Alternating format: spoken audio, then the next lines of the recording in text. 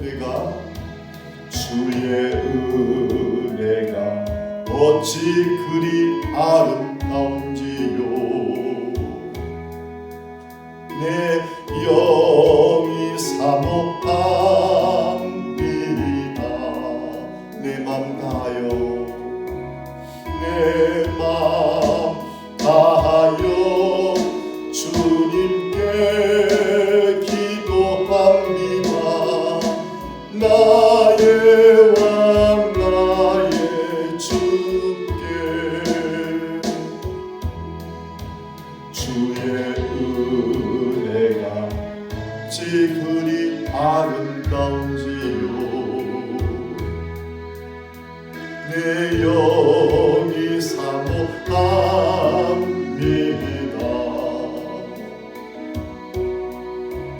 내 맘 다하여 주님께 기도합니다. 나의 왕 나의 주께. 할렐루야.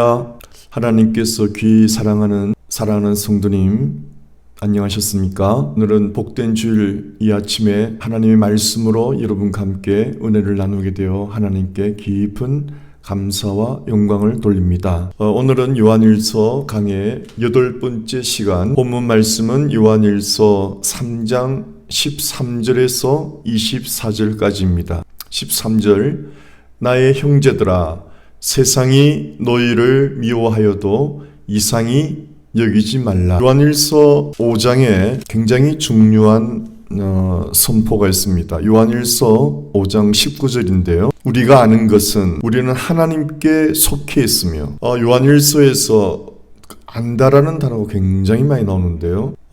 이 에이도와 기노스코의 구분이 상당히 어려웠습니다. 그저 좀 다른 점이 있다면은 기노스코는 확실히 깊이 아는 것을 뛰어넘는 깊이 아는 특별히 주님과의 사랑의 관계를 통해서 깊이 아는 주님과 베드로의 대화에서 요한복음 21장에서요, 예수님이 다시 고기잡이 하러 간 베드로를 찾아갔지 않습니까? 제자들과 가서 베드로의 나를 사랑하느냐 물어볼 때 주님께서 아십니다라고 3번 대답합니다. 나를 사랑하느냐에 대한 질문에 사랑한다라고 대답도 3번 하고, 사랑합니다 하기 전에 먼저 주님께서 아십니다라고 하는데, 그때 안다가 에이도입니다. 에이도. 그런데 맨 마지막에 3번째 주님께서 나를 사랑하느냐 물으니까 이제 베드로가 고민을 하면서 주님께서 다 아십니다. 그런데 베드로가 모든 것을 아신다고 할 때 그때는 에이도가 아니고 기노스코, 마지막에 기노스코, 거기서 주님은 나의 배반도 아시고 나의 성급함도 아시고 나의 무기력함도 아시고, 이렇게 주님이 부활한 것을 목격하고도 또 고기잡이 나온 이렇게 형편없는 저를 다 아십니다. 그렇지만 제가 또 주님을 사랑하는 것도 아십니다.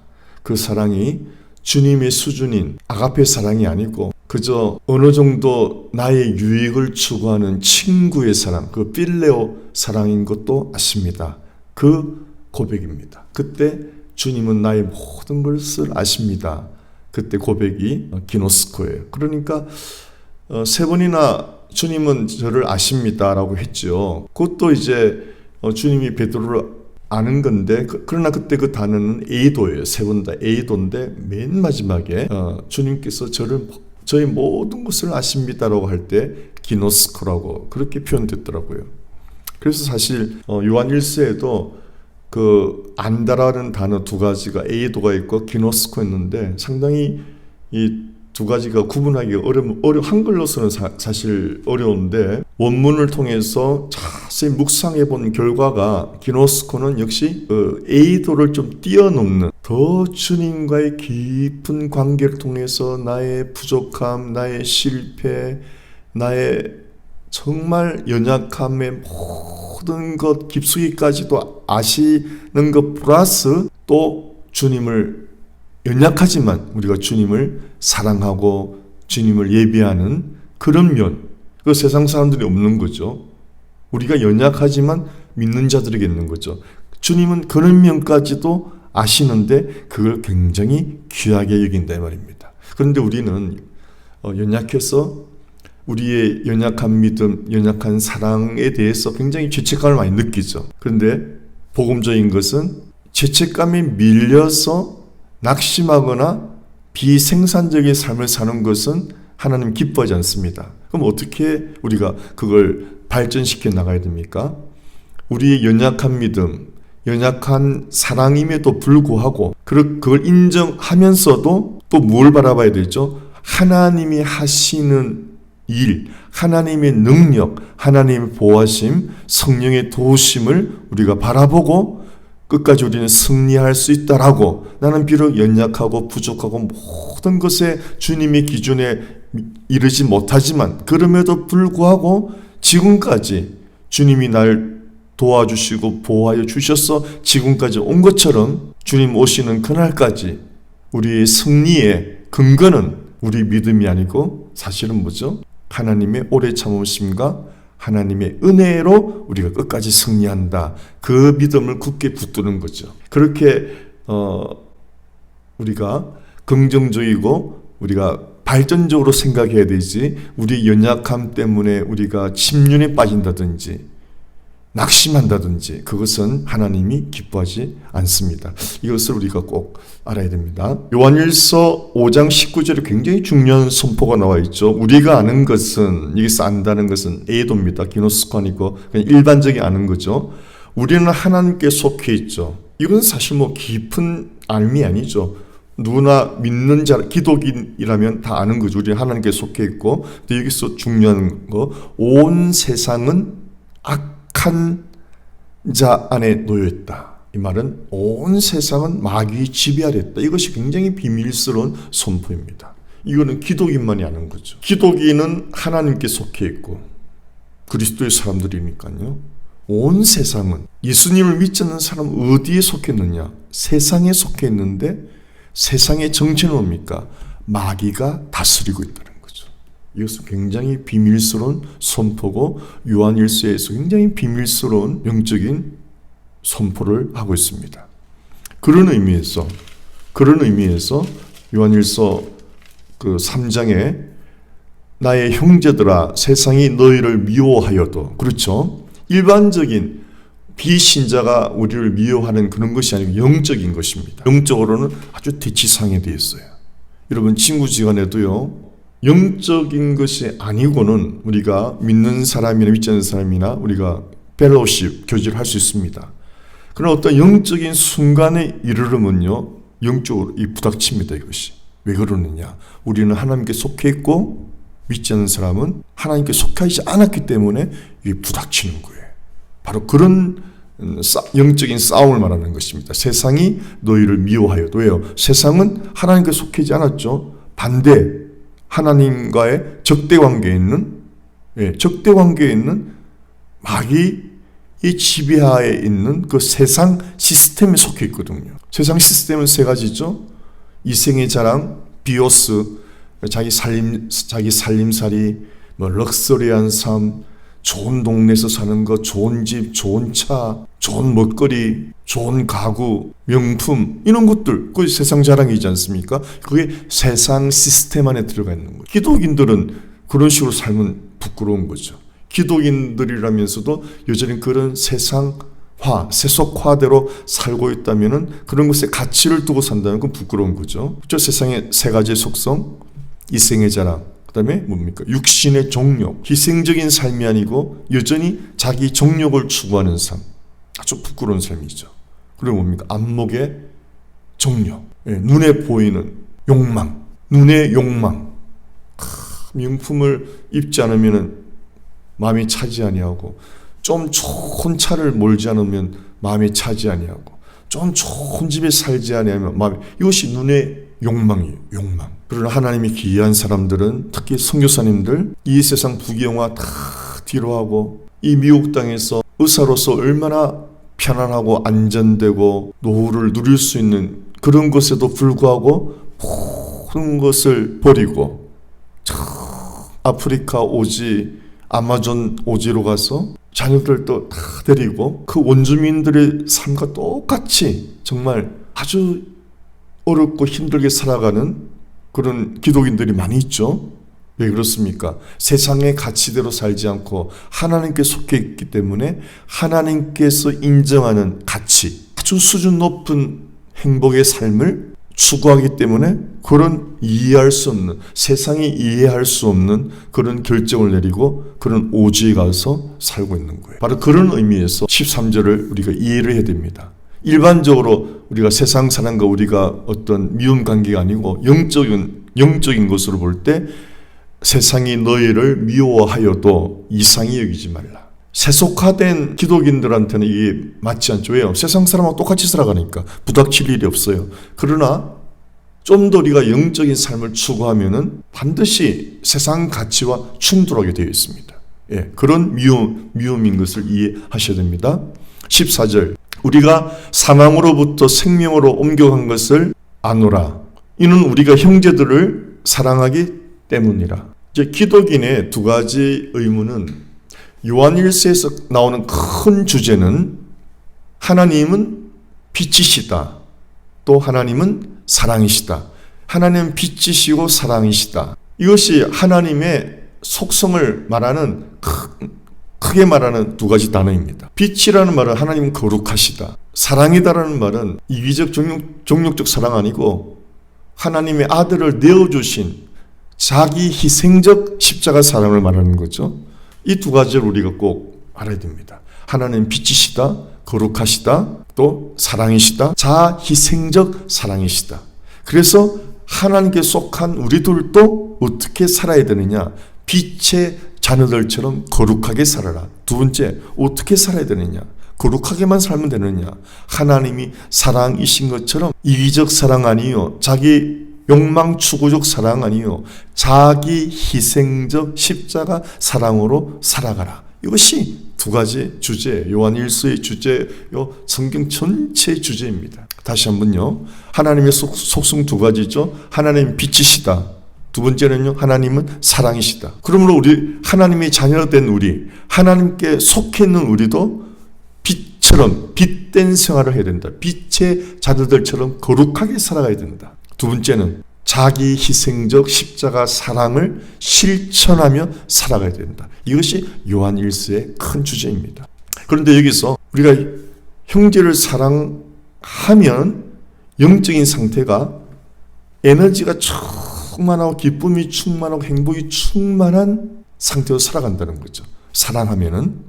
그러나 사랑하지 않으면 영적으로 죽은 상태. 우리가 희생하지 않고 헌신하지 않고 이기적으로 살아가면은 그건 비참한 상태라는 거죠. 이기적으로 자기 것을 추구하고 살면은 세상 사람 볼 때는 뭐 그런 대로 사는 것 같은데 영적으로 보면 그 비참한 상태, 아주 죽어있는, 영적으로 죽어있는 상태, 사망 안에 거한다 말입니다. 영적 사망을 말합니다. 에덴 동산, 그 기쁨의 동산에서 아담과 이브가 하나님 명령을 어기고 선악과를 따먹고 죄를 짓자마자 하나님으로부터 떠나버렸죠. 하나님으로부터 숨어버렸죠. 이것이 영적인 사망인 거예요. 하나님으로부터 멀어지는 것이 영적인 사망입니다. 그래서 믿지 않는 사람들은 하나님과 교제를 하지 않죠. 예배를 전혀 안 드리죠. 말씀 보지 않죠. 기도하지 않죠. 찬송 부르지 않죠. 그러니까 뭡니까? 영적으로 죽어 있는 상태란 말이에요. 그런데 믿는 우리도 하나님의 사랑, 자기 희생적 십자가 사랑을 실천하지 않으면 영적으로 죽어 있는 상태다. 영적인 사망 상태다. 이런 말입니다. 우리가 사망으로부터 생명으로 옮겨간 것을 아노니 이는 우리가 형제들을 사랑하기 때문이라. 자기 형제를 사랑하지 않는 자는 사망 안에 거하느니라. 우리 영적 사망이 있다 말이죠. 15절 자기 형제를 미워하는 자는 누구나 살인자요. 우리 기독교에서는 미움을 살인으로 취급합니다. 모든 살인의 동기는 미움이거든요. 그렇지 않습니까? 그래서 마음의 동기를 보는 거죠. 우리 예수님의 요구사항은 의롭게 사는 것으로 만족하지 않습니다. 행동만으로 만족하지 않습니다. 예수님의 기준은 높으셔서 우리의 행동 너머에 있는 그 행동을 유발시키는 마음의 동기마저 순결하고 거룩해야 된다는 거예요. 이것이 산상보훈의 핵심 내용입니다. 너희의 의가 바리새인보다 낫지 아니하면 천국에 들어갈 수가 없다라는 높은 수준을 요구했거든요. 바리새인들은 겉으로는 굉장히 거룩하게 살아가는 것입니다. 그러니까 바리새인보다 더 거룩하지 않으면 이 말은요, 행동에서 거룩한 걸로는 알 수 없다. 그 사람이 진면목을, 그 행동을 유발시키는 마음 상태, 마음의 동기가 거룩하고 순결해야 예수님의 기준에 합한 사람이란 말이죠. 참으로 하나님께 속한 사람이요, 하나님의 자녀들이란 말이죠. 마음의 동기까지 그러니까 여러분 억지로 뭐 착한 척하고 억지로 선한 일하고 그거는 아무런 하나님께 상달되지 못하는 거고, 외식하는 신앙은 교회에서 정말 많이 있죠. 그런 신앙생활이 피곤하죠. 외식해야 되니까, 겉다르고 속다르니까. 차라리 주여 저는 믿음이 약합니다. 저는 거룩하지 못합니다. 그러면서 우리의 부족함을 하나님 앞에 토해놓는 것이 오히려 더 좋죠. 외식하지 말고, 거룩하지 않은데 거룩한 척하고, 기쁘지 않는데 기쁜 척 해야 하고, 기쁘지 않은 나는 왜 이렇게 기쁨이 없나라고 주님 앞에 실토해야 되죠. 주님 왜 이렇게 좀 기쁨이 없죠? 주님 무슨 일이 있는 것입니까? 알지 못하는 죄가 있으면 보여주시옵소서 하고 주님 앞에 회개를 봐야 되죠. 그래서 기쁨을 회복해야 진정으로 기뻐하는 자가 되지, 기쁨이 없는데 뭐 사람들 앞에서는 기쁜 척 해야 되잖아요. 교회 생활이라는 것이. 그러니까 그것은 외식하는 신앙이요, 기쁨이 없는 죽어있는 신앙이라 이런 말입니다. 자, 16절입니다. 굉장히 중요한, 요한복음 3장 16절이 성경에서 가장 중요한 내용이죠. 하나님 세상을 이처럼 사랑하사 독생자를 주셨으니 누구든지 그를 믿는 자마다 멸망치 않고 영생을 얻기 위함이라. 요한복음 3장 16절은 믿지 않는 모든 사람에게 선포하는 복음의 메시지이고, 요한 1서 3장 16절은 예수를 믿고 하나님의 백성이 된 믿는 사람들을 향한 메시지입니다. 믿는 사람들은 어떻게 살아야 되는지 16절. 이로써 우리가 하나님의 사랑을 아노니, 또 안다고 나와 있죠. 이는 그분이 우리를 위하여 자신의 생명을 내어놓으셨습니다. 하나님의 사랑은 뭐 로맨틱하고 감상적인 사랑이 아니죠. 자기 생명을 십자가에서 내어놓은 처절하고도 100% 자기 희생적 사랑이죠. 하나님의 사랑은 절대 로맨틱하고 낭만적 사랑 아닙니다. 100% 자기를 희생시키는 십자가 사랑이 하나님의 사랑. 이것을 우리가 안다. 우리를 위하여 자신의 생명을 100% 내어놓으셨습니다. 따라서 그러므로 우리도, 믿는 사람들도 형제들을 위하여 우리의 생명을 내어놓는 것이, 100% 희생하는 것이 마땅하도다. 그건 자랑거리가 아니고 당연히 그렇게 된다라는 굉장히 도전적인 선포입니다. 어떻게 사랑해야 되나? 요한일서 4장은 이런 또 주제가 있습니다. 어떻게 사랑해야 되나? 어디까지 사랑해야 되나? 어떻게 사랑해야 되나? 내가 너희를 사랑한 것 같이 사랑하라고 그랬어요. 요한복음에. 내가 너희를 사랑한 것 같이 사랑하라. 그럼 어디까지 사랑하라? 십자가에서 내 목숨을 온전히 내어놓기까지, 죽기까지 사랑하라. 어디까지? 죽기까지. 이것이 여러분, 죽기까지라는 말은요, 일시적 순교를 말하는 것이 아닙니다. 예수님께서 이렇게 말하셨죠. 누구든지 나를 따라오려거든, 예수님의 제자로 살려거든, 첫째가 자기를 부인하고, 그래서 나오는 단어가 날마다 자기를 부인하고, 하루가 아니에요. 날마다. 한 번의 죽음이 아닙니다. 날마다 죽어야 된다. 자기 부인은 내적 순교예요. 날마다 자기를 죽이고, 내적 순교를 하고, 또 뭐죠? 자기 십자가를 지고, 자기 십자가를 진다는 말은 100% 희생할 각오를 하고 따라오래 말입니다. 이 두 가지 조건은 날마다 자기를 부인하고 내적 순교를 하고, 또 자기 십자가를 지고 나를 따르라. 주님이 우리에게 주신 모든 사명, 그 모든 자기의 주신 모든 사명, 어머니는 어머니의 사명, 아버지는 아버지의 사명, 목회자는 목회자의 사명, 장로님은 장로님의 사명, 권사님은 집사님은 선교사님은 모든 자기 사명이 있잖아요. 그 사명을 죽기까지 이루도록 나를 따르라 이 말이에요. 날마다 죽기까지죠. 한 번의 순교가 아니에요. 네, 우리가 이웃을 향해서 나를 부인하고 나를 희생시키며 살아가는 삶이 중요한 거죠. 그냥 한 번에 죽는 게 중요한 게 아닙니다.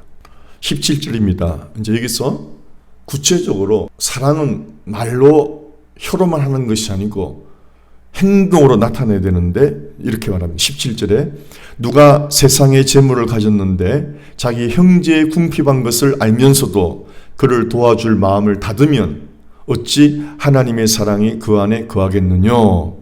이 중요한 단어가요. 도와줄 마음을 닫으면, 여러분 그런 경험 혹시 있지 않습니까? 우리가 마땅히 그 사람을 도와줘야 되는데 그 도와줄 마음을 내가 의지적으로 닫아버렸어요. 도와주지 않으려고. 이것이 하나님 앞에 책망받을 상태란 말입니다. 마땅히 내가 도와줘야 되는데도 내가 그 마음을 내 스스로 닫아버렸단 말이죠. 예, 그걸 말하는 것입니다. 그걸 여러분 우리는 회개해야 됩니다. 왜 우리는 그걸 닫게 됐는지, 그 사람 미워하기 때문에, 혹은 그 사람이 과거에 나한테 좋지 않게 했기 때문에, 혹은 내 마음이 식어 있기 때문에 어떤 상태인지 우리가 하나님 앞에서 조사를 해서 회복시켜야 되는 거죠. 도와줄 마음을 닫으면, 그런 상태라면 내 상태가 어찌 하나님의 사랑이 그 안에 있겠느냐. 그건 영적인 사망 상태란 말이죠. 영적으로 살아있는 것이 아니다. 내가 도와줄 수 있는데도 마음을 딱 닫아버린 상태라면 그건 죽어있는 상태다. 무슨 말씀입니다. 굉장히 중요한 지적입니다. 18절 나의 어린 자녀들아 우리가 말이나 혀로 사랑하지 말고. 그러니까 말과 혀로만 하는 것이 어린애들 특징이죠. 행동이 따르지 않고. 그래서 말과 혀로만 사랑하지 말고 행동과 진리로 하자. 혹은 진실함으로 하자. 하나님 요구하시는 사랑의 실천은 말과 혀가 아니고 행동과 진실함으로. 여러분 로맨틱 사랑이 로맨틱하고 어떤 감정적 사랑이 생활에, 자 예를 들면요, 아내가 아침에 남편한테 여보 사랑해요, 사랑해요, 아주 로맨틱하게 말하고 있으면은 다 끝납니까? 남편이 그럴 거예요. 여보 그것도 좋지만 나 지금 배가 고파요, 빨리 밥 좀 해주세요. 그럴 거 아니에요. 네. 실천적 사랑이 유익한 사랑이죠. 말로만, 밥도 안 해주고 말로만 사랑한다, 로맨틱한 분위기, 아침부터 촛불 켜고 음악 틀고 밥을 안 주면은 그 로맨틱이 밥 먹여줍니까 여러분? 예, 그렇지 않죠. 그래서 예수님은 행동과 진리로 사랑하라 이 말입니다. 19절 이로써 우리가 진리에 속한 줄 알고 또 그분 앞에서 우리의 마음을 확고히 하리라. 예. 그러니까 여러분, 우리가 진리대로 살아갈 때, 진리대로 살아낼 때, 우리 마음에 기쁨이 넘치고, 확신이 넘치고, 에너지가 넘치는 거. 우리가 말로만, 혀로만 살면은 그런 은혜를 누리지 못합니다. 하나님 앞에서 활력과 어떤 에너지, 기쁨과 행복을 누리려면은 진리를 행동할 때, 진리로 살아갈 때 그 은혜가 우리에게 주어지는데 그게 뭐지? 에너지, 기쁨, 행복이 주어지는 거예요. 여러분 참 신기합니다. 요즘은요 굉장히 어떤 뇌과학, 뇌신경과학, 또 언어신경과학 이런 계통을 통해서 많이 알아내는 것이 있는데요. 아주 수준 높은 희생을 하면은, 우리가 아주 수준 높은 희생을 하면은 뇌에서 어마어마한 좋은 호르몬이 생성된답니다. 그래서 그 비밀선 호르몬이 우리에게 에너지를 주고 기쁨을 주고 행복을 준다는 거. 그런 걸 모르니까 인위적으로 그런 행복을 누리려니까 마약을 하잖아요. 술을 마시고 어떤 쾌락을 추구하고. 그러나 이제 밝혀내는 거예요. 과학적인 데이터로서 이 사람의 뇌를 검사를 해보니까 사람이 아주 고귀한 일을 할 때, 아주 수준 높은 헌신을 할 때 이 뇌에서 엄청난 비밀스러운 호르몬이 생긴다는 거예요. 그래서 그 사람은 기쁨과 행복이 충만해진다는 거예요. 에너지가 넘친다는 거예요. 또 어떤 사람들은 그런 에너지가 넘치는 사람들은 좋은 에너지를 불러들인다는 것인데, 그 우리 기독교적으로는 은혜를 불러오는 사람, 하나님의 복을 불러온다는 거예요. 어떤 사람이 하나님의 말씀을 순종하는데, 하나님의 말씀을 순종하는 것은 굉장히 높은 수준의 거룩한 삶이거든요. 가장 거룩한 삶이 뭡니까? 자기를 희생하면서 이웃을 사랑하는 거예요. 그러니까 여러분, 희생하고 나를 희생하고 해야 된다니까 사람들이 부정적으로 생각하는데, 그럼 뭐 거들나게 이렇게 생각하는, 그렇지 않다는 거죠. 희생적으로 사랑할 때 우리의 뇌에서는 어마어마한 좋은 호르몬이 생성돼서 우리 삶의 에너지와 행복과 기쁨을 주고요. 또 환경적으로는요, 그 좋은 에너지가 좋은 것들을 끌어당긴다는 거예요. 끌어당김의 법칙이 있다는 거예요. 끌어당김의 법칙. 네. 여러분, 그런 게 있지 않습니까? 사람은 영적이기 때문에 서로가 미워하는 걸 압니다. 미워하는 사람이 만나면요, 서로 이렇게 끌어당기는 것이 아니에요. 멀어지는 거예요. 서로가 서로를 밀어버리는 거예요. 그러나 사랑하는 사람이 보면 서로 끌어당겨져요, 이게. 예를 들면은, 할머니가 손녀를 보면 막 끌어안고 싶잖아요, 이게. 그 사랑의 에너지가 막, 그런 거예요.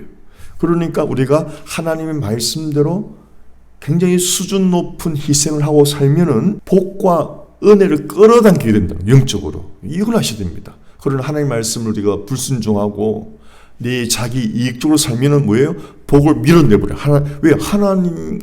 하나님과의 반대적으로 살아가니까 우리가 하나님을 밀어내버리는 거예요. 그러니까 복이 떠나고 은혜가 떠나버리는 거죠. 이걸 꼭 아셔야 됩니다. 이런 원리들이 이제는 과학적으로 증거가 돼가는 거예요. 예. 그러니까 하나님의 요구는 우리를 거들나게 하는 것이 아니고 우리에게 기쁨을 주고 행복을 주고 더 큰 복을 받게 하고 더 큰 은혜를 주시고자 그런 명령을 하시는 거예요. 하나님의 모든 명령은 우리를 복 주시고 행복하게 하려고 하는 거지 우리를 거들내고 거지되게 하려고 그렇게 하시는 하나님이 아니에요, 여러분. 이걸 아셔야 됩니다. 그래서 하나님의 말씀을 순종해 본 분만이 그 축복을 알죠. 19절 굉장히 중요하죠. 이로써 우리가 행동하면은 우리가 진리에 속한 줄 알고 그때 뇌에서 어마어마한 에너지가 생기는 거예요. 행복과 기쁨과 마음의 확신과 강한 믿음, 이런 것들이 좋은 것들이 생기고, 보십시오. 알고 또 그분 앞에서 우리 마음을 확고히 하리라. 흔들리지 않는 거예요. 반석 같은 믿음이 생긴다는 거죠. 이 반석 같은 믿음이 여러분 왜 중요한지 보십시오. 20절에 이는 만일 우리 마음이 우리를 정죄한다면, 보십시오 여러분, 우리가 하나님 말씀대로 살지 못하고 자기 희생적으로 살지 않고 내 욕심대로 내 정욕대로 이기적으로 살면요, 내 마음이 나를 정죄한다는 거예요. 아주 뇌에서 나쁜 호르몬이 생기고요. 예, 내가 이렇게 살아야 되겠느냐, 자기 정죄를 받게 되고요. 나쁜 기운이 생기고요. 나쁜 에너지가 생기고요. 하나님의 속성과 반대되는 속성이니까 하나님을 밀어내니까요. 복을 밀어내고 은혜를 밀어버리는 거예요. 이걸 하셔야 됩니다. 만일 우리 마음이 우리를 정죄한다면, 아주 나쁜 기운으로 충만하다면 하나님은 우리 마음보다 더 크시고 모든 것을 아시기 때문이다. 내가 나의 상태를 알고 부정적이 되는데 하나님은 우리의 더 깊은 것까지 아시니 오죽하려는 뜻이에요. 이걸 아셔야 됩니다. 하나님은 우리 연약함을 아신다고 정죄하지 않아요. 하나님 우리의 연약함을 아시면서 도와주시려고 그러고 이끌어 주시려고 그러시는 사랑의 하나님이지. 그런데 우리가 스스로가, 이게 중요합니다.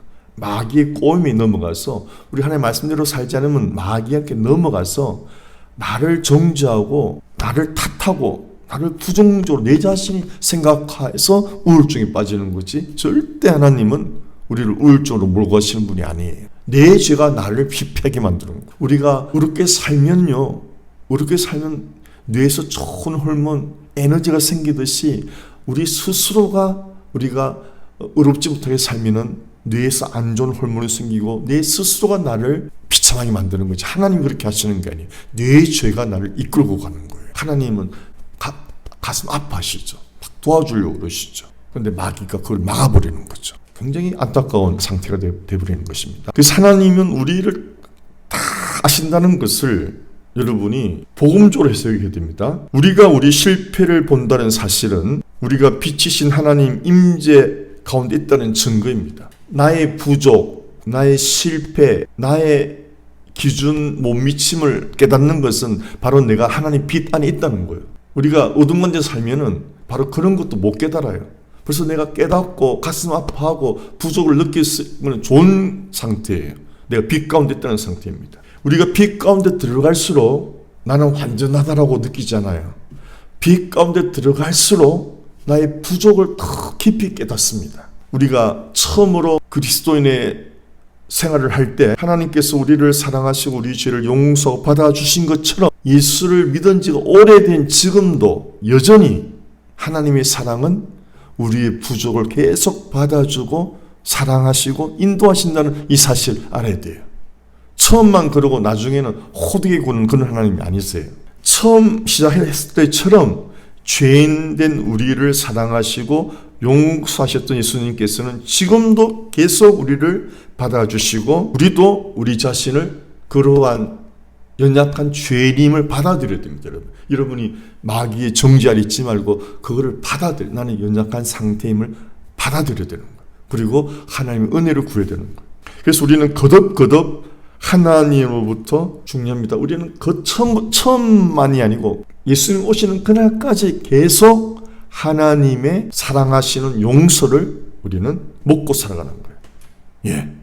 우리는 평생 예수 믿을 때만 아니에요, 여러분. 예수 믿고 나서도 평생 우리의 연약함, 잘못 때문에 예수님의 사랑과 용서하심을 받아먹고 살아가야 되는 거예요. 이것이 은혜의 삶이에요. 나는 완전하다. 나는 더 이상 예수님의 용서와 사랑이 필요 없다. 그건 타락한 사람입니다. 우리가 빛 가운데 산다는 것은요, 죄가 없는 100% 죄가 없는 그런 상태가 아니고요. 빛 가운데 있다는 것은 여전히 우리의 부족과 연약함을 바라볼 수 있는 안목, 통찰력이 있고, 그래서 우리는 하나님의 자비하심과 용서하심을 먹고 살 수밖에 없는 것을 깨닫고 감사의 제사를 드려야 되는 거예요. 여전히 우리가 빛 가운데 행할 때는 여러분, 여전히 우리가 다른 차원에 더 깊이 들어갈수록 더 다른 차원의 잘못된 면들이 드러나는 거예요. 그래서 빛 가운데 살아가는 사람은 자기의 부족을 늘 느끼고 하나님의 은혜와 사랑과 용서를 먹고 살아야만 되는 것입니다. 그래서 겸손할 수밖에 없고 하나님의 은혜만 구할 수밖에 없고, 이것이 빛 가운데 살아가는 영적인 거룩한 삶이에요. 거룩하다고 해서 교주처럼 나는 죄가 전혀 없다. 아닙니다. 그거는 더러운 삶입니다. 하나님의 변함없는 사랑이 은혜롭게 우리를 받아주시고 우리를 깨끗하게 해주시고 우리를 강건케 하시고 우리에게 평안과 기쁨을 주는 그런 은혜의 계속되는 삶인 걸 믿으시기 바랍니다. 하나님이 우리 모든 걸 아신다는 것은 굉장히 중요한 거예요, 여러분. 하나님 나의 부족과 잘못도 아시지만 그걸 뛰어넘는 하나님의 은혜와 사랑이 공급되어진다는 이 사실을 알아야 됩니다. 내가 부족하고 연약한 만큼 그걸 우리에게 인정하고 하나님의 도우심을 구하면, 바라보면 믿음으로 나의 부족과 나의 연약함 때문에 좌절과 어떤 자기 연민의 동굴에 들어가지 말고 그걸 깨달을수록 더욱더 하나님의 인자심과 하나님의 은혜로우심을 더 바라보는 거예요. 그걸 더 구하는 거예요. 그걸 하나님 기뻐하시는 거예요. 21절, 사랑하는 자들아, 만일 우리 마음이 우리를 정죄하지 아니하면 우리가 하나님 앞에서 담대함을 얻고, 보십시오. 기도 응답의 비결은 믿음의 담대함입니다. 우리의 부족, 연약함 때문에 나를 자꾸 바라보고 하나님 은혜를 바라보지 않으면 응답받지 못해요. 여러분, 나의 부족, 나의 연약함만 바라보면 절대 기도 응답받지 못합니다. 나의 부족, 나의 연약함을 알고 주님이 예수 믿을 때부터 나를 사랑하시고 용서하시고 주님의 인자와 선하심과 은혜로우심이 계속된 것처럼 나의 이런 부족한 상태에서도 하나님 나를 사랑하신다. 나를 도우신다. 하나님 나를 잘 아신다. 연약함도 아시고 나의 부족도 아시고 또 내가 하나님을 사랑하는 것도 아신다. 그 믿음으로 나가야 우리가 마음에 담대함을 얻고 기도하고 응답을 받는 거예요. 그 말입니다, 여러분. 굉장히 21절이 중요합니다. 우리 마음이 우리를 정죄하면은 절대 기도 응답 받지 못. 22절에 보십시오. 우리가 우리 마음을 정죄하지 않고 하나님 나를 사랑하신다라는 그 담대함을 가지고, 그게 어디에 나왔습니까? 십자가에 나타난 하나님의 사랑이죠. 십자가는 하나님 우리를 사랑하신다는 명백한 증거, 영원한 증거니까 십자가를 붙들고 기도해야 되죠. 나를 바라보고 기도하면 안 돼요. 절대 응답 못 받아요. 21절에 사랑하는 자들아, 만일 우리 마음이 우리를 정죄하지 아니하면 우리가 하나님 앞에서 담대함을 얻고, 자, 이걸 이렇게 한번 제가 해석해 볼게요. 우리가 우리 자신을 들여다보지 않고 예수님의 십자가를 바라보고 그 십자가를 붙들고 믿음으로 담대히 기도하면, 이런 말입니다. 예. 처음엔 그랬다가 어설프게 자꾸 자기를 바라보는 그런 믿음을 가지면 안 돼요. 절대 우리는 자기를 바라보면 안 돼요. 우리의 연약함을 알고 우리의 수준 낮음을 아는 건 중요하지만 그렇기 때문에 더욱 하나님의 인자와 주님의 도우심을 구합니다라고 나아가야 되는 것이에요. 22절 보십시오. 그리고 십자가를 붙들고 정죄를 받지 않고 하나님 앞에서 담대함을 얻고 22절에 무엇이든지 구하는 것을 그에게서 받나니 이는 우리가 그의 계명들을 지키고 그의 목전에 기쁨이 되는 일들을 행함이라. 22절은 굉장히 중요한 말이죠. 기도 응답의 조건 두 가지 뭡니까? 계명을 지키는, 계명은 뭡니까? 서로 사랑하는 걸 지키고, 예, 서로 사랑하는 걸 지키고, 두 번째는 뭡니까? 하나님의 기쁨이 되는 일들을 행함이라. 이럴 때 담대함이 온다는 거예요. 자, 여러분, 여기서 오해하시면 안 됩니다.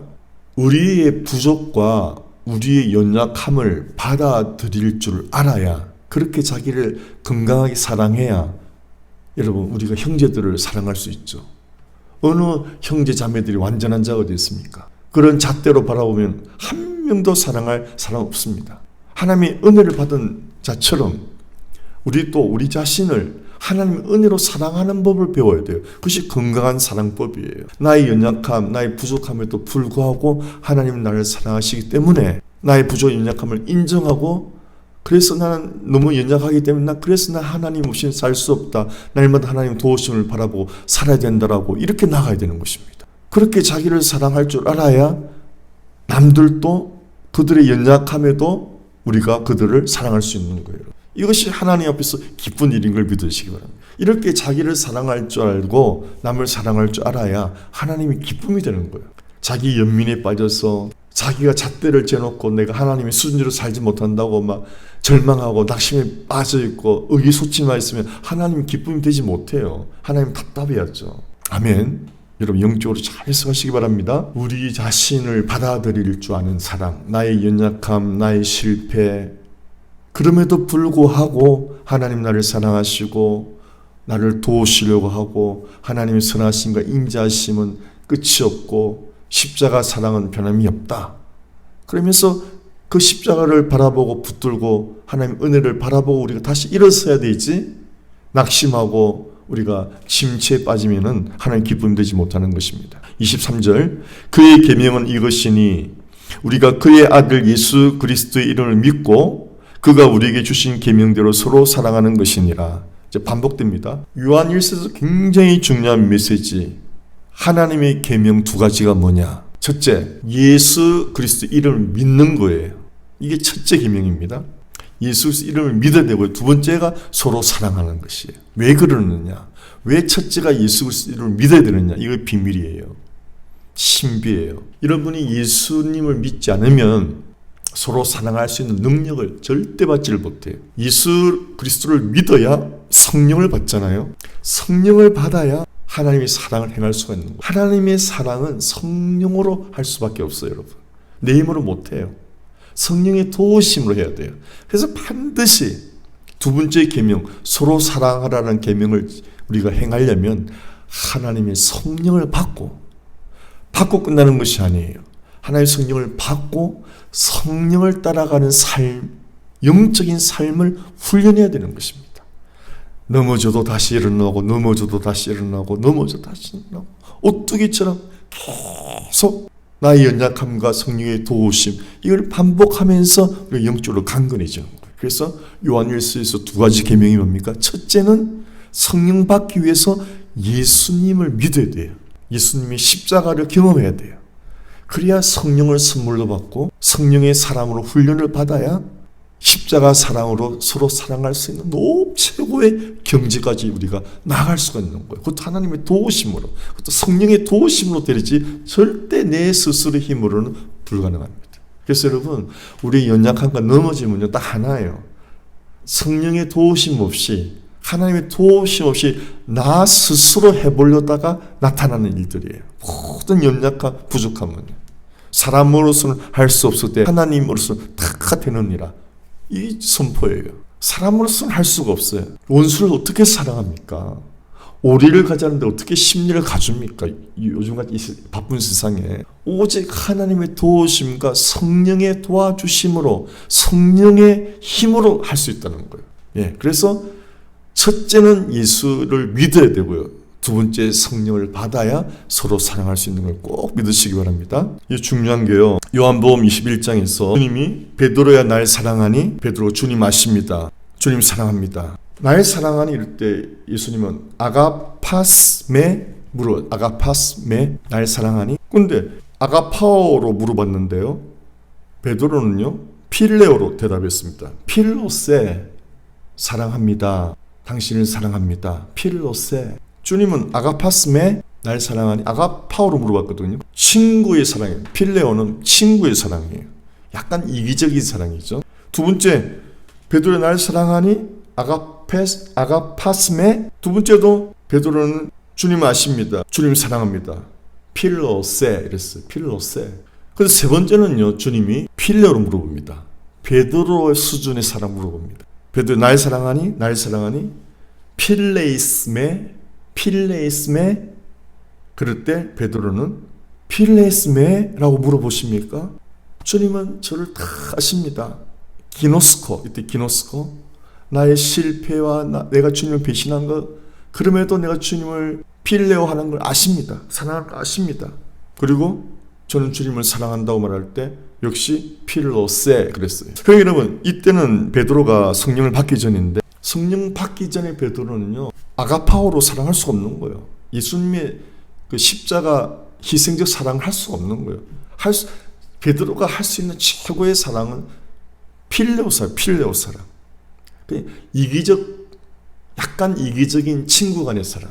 친구 간의 사랑은 친구지간의 우정은 성경에서는요 기쁨을 같이 나누는 정도의 수준이에요. 너무 마음을 무겁게 하는 부탁은 들어주지 못하는 게 친구라고 나와 있어요. 그래서 베드로는 친구의 사랑으로 주님을 사랑했는데 베드로가 오순절에 성령 받고 헷가닥 뒤집어졌죠. 그리고 베드로는 그때부터는 필레오 사랑이 아니에요. 아가파오 사랑으로 살아가는 거예요. 자, 거기서 베드로 사도가 성령의 감동으로 적은 성경이 두 권 아닙니까? 베드로전서, 베드로후서. 베드로전서 1장 22절에 이렇게 베드로 사도를 기록하고 있습니다. 너희가 성령을 통하여 나오죠. 우리 힘으로 아가파오 사랑을 못하는 거죠. 너희가 성령을 통하여 진리, 말씀에 순종함으로써 내 힘과 내 능력으로 말씀을 절대 순종 못해요. 성령을 통하여 성령의 도우심 함으로써 너의 혼들을 정결케 하여. 우리의 혼, 지정의는 완전히 구원받은 상태가 아니거든요. 이 섞여 있거든요. 혼들을 정결케 하여. 이 우리의 지정의는 약간 이기적인 것이 많다 이 말입니다. 그런데 성령의 도우심으로 이 이기적 사랑을 몰아내고 순수하게 가식 없는 형제의 사랑 100% 희생적 사랑에 이르렀으니 순결한 마음으로 서로 뜨겁게 사랑하라라고 놀라운 말씀을 하고 있는 거예요. 예, 여기서 순결한 마음으로 서로 사랑하라. 이거는 pure heart인데 이 헬라에서는 카탈라스 칼디아스. 카탈라스는 여러분 아시죠? 정화된 칼디아스는 heart인데 마음, 정화된 마음. 이런 카타르시스 아시잖아요. 카타르시스, 정화작용. 그래서 성령의 도우심으로 우리의 이 마음이 정화가 되래. 깨끗해져야 그런 걸 할 수가 있다는 거예요. 그러니까 여러분 예수 믿고 성령 받아야 형제 사랑할 수가 있지. 아니고는 우리의 수준은 자기 이익을 좀 챙기는 친구 간 사랑 수준밖에 못한다는 거예요. 성령을 받아야만, 예수 믿고 성령을 받아야만. 그래서 우리 영혼이 정화되어야만, 우리 영혼이 정화되어야 예수님이 요구하시는 그 순수하고 자기 희생적 사랑을 할 수 있다는 거예요. 헬라어는 카탈라스 카르디아스, 정화된 마음으로. 어떻게? 성령을 통하여. 우리 힘으로 안 된다는 거예요. 성령을 통하여야만 카탈라스 courteous, 정화된 마음. 아니 우리는 이 순수하지 못해요. 왜? 자기 이익을 챙기게 되어 있거든요. 이 사람은 다 그래요. 너희가 성령을 통하여 진리의 순종함으로 너희 혼들을 정결케 하여 가식 없는 형제 사랑이 이르렀으니 순결한 마음으로 카탈라스 카르디아스 서로 뜨겁게 사랑하라. 아가페 사테 에크테노스, 아가페 사테 에크테노스, 뜨겁게 사랑하라. 이런 놀라운 수준의 우리가 형제 사랑을 하려면은 오순절 성령 받고 변화된 베드로처럼 우리도 예수 믿고 성령 받고 성령의 사람으로 날마다 훈련되어져야 이렇게 나아갈 수 있지, 우리 힘으로 의지로 지식으로는 절대 안 된다는 것입니다. 그래서 요한 1세에는 그 그노시스파 영지주의들을 책망한 거예요. 형제 사랑을 실천하지 않고 말만 지식만 잔뜩 늘어놓는 그런 이단적 가르침을 경고한 거예요. 우리들도 여러분 성령을 의지하지 않고 그 형제 사랑을 하지 않으면은 우리는 그런 이단에 빠져버리는 거예요. 24절의 마지막입니다. 그의 계명들을 지키는 사람은 형제 사랑이죠. 그분 안에 거하고 그분은 하나님은 그 사람 안에 거하시나니, 서로가 거하는 거예요. 하나님은 내 안에 거하시고 나도 하나님 안에 거하는, 이것을 상호 거함이라고 그래요. 상호 거함. 우리에게 주신, 이걸 어떻게 합니까? 우리에게 주신 성령으로 하나님이 우리 안에 거하는 걸 안다는 거예요. 하나님이 어디 있느냐? 아, 저기 천국에 있죠. 그러면 50점이에요. 하나님 천국에 계시지 우리 마음에도 계시는 거예요. 하나님은 믿는 자 안에 계시는 거예요. 어떻게 해요? 성령께서 알게 하시는 거예요. 하나님의 사랑도 성령을 통하여 성령의 도우심으로 할 수가 있고요. 하나님이 우리 안에 거하시고 나를 통치하시고 나에게 말씀하시는 걸 어떻게 하느냐? 성령님께서 알게 하신다는 거예요. 사랑하는 성도님, 우리가 요한일서 3장을 보면서 우리의 부족과 우리의 연약함을 많이 알잖아요. 그렇다고 우리 낙심하면 됩니까? 아니죠. 성령의 도우심 없이, 하나님의 도우심 없이 내가 성령의 사람이 되지 않은 상태, 육신적으로 살면서 이렇게 안 돼요. 그러니까 낙심하지 말고 먼저 우리가 성령의 사람으로 훈련 받아가야 되는 걸 믿으시기 바랍니다. 예수 믿고 성령 받고 끝나는 것이 아니고 날마다 성령의 사람으로 살아가는 훈련, 성령의 음성을 듣고 성령께 순종하고, 왜? 범사를 성령의 도우심으로 성령님과 함께 살아가는 훈련을 먼저 받아야 됩니다. 그렇지 않고는 형제 사랑은 그림의 떡이에요. 사랑하는 성도님, 우리의 영적 상태를 먼저 진단해 보시기 바랍니다. 나는 성령의 사람인가? 나는 예수님을 정말 믿고 사는 사람인가? 예수님과 날마다 교제를 누리고 살아가는 사람인가? 먼저 그걸 점검해 보시기 바랍니다. 나는 예수를 믿는 사람인가? 날마다 말씀을 통해서, 하나님의 말씀을 통해서 예수님과 교제를 하고 있는가? 그리고 이 말씀이 요구하는 것을 성령을 통해서 내가 순종하고 살고 있는가? 그렇지 못하면 나는 육신적인 사람, 연약한 그리스도인. 그래서 우리는 먼저 이런 수준 높은 형제 사랑을 위해서는 성령의 사람으로 우리는 살아가는 훈련을 해야 되는 걸 믿으시기 바랍니다. 그럴 때 성령께서 도와주셔서 이렇게 하나님이 기뻐하시는 형제 사랑에 앞서서 나의 연약함과 나의 부족함을 받아들이고 사랑할 수 있는 건강한 사랑을 우리가 실천할 수가 있는 거예요. 그런 사랑을 해야 우리가 부부지간에도 사랑할 수 있고, 가족도 그렇게 사랑할 수 있고, 교우지간도 그렇고 그렇게 사랑할 수 있는 거예요. 사랑의 여러분 명제는 뭡니까? 내 이웃을 내 몸같이 사랑하라. 너를 사랑할 줄 알아야 이웃도 사랑할 수 있다. 어떻게 우리를 사랑합니까? 나의 연약함과 부족을 내가 받아들일 줄 알아야 이웃도 받아들일 수 있는 거예요. 이것이 복음이에요. 그래서 우리는 처음부터가 아니고 우리 끝까지 예수님의 용서하심과 예수님의 사랑하심과 날마다 하나님의 도우심과 날마다 은혜를 받아야 끝까지 승리하며 살아갈 수 있는 걸 믿으시기 바랍니다. 그래서 우리는 결코 자랑할 것이 없고 모든 것이 하나님이 하셨습니다. 하나님의 은혜입니다라고 고백할 수밖에 없는 것이 바로 그거예요. 하나님의 은혜로만이 됩니다. 성령의 도우심으로만이 요한 1서의 요구를 이룰 수가 있는 걸 믿으시고 낙심하지 마시고 날마다 하나님의 은혜로우심과 도우심을, 성령의 도우심을 구하며 살아가시는 저와 여러분 되시기를 주의 이름으로 축원합니다. 주 예수 믿는 힘으로 온 세상 이기네. 믿음이 이기네. 믿음이 이기네. 주 예수를 믿음이 온 세상 이기네. 은혜가 이기네. 은혜가 이기네. 주 예수의 은혜가 온 세상 이기네. 믿음이 이기네. 믿음이 이기네. 주 예수를 믿음이 온 세상 이기. 은혜가 이기네. 은혜가 이기네. 은혜가 이기네. 주 예수의 은혜가 온 세상 이기네.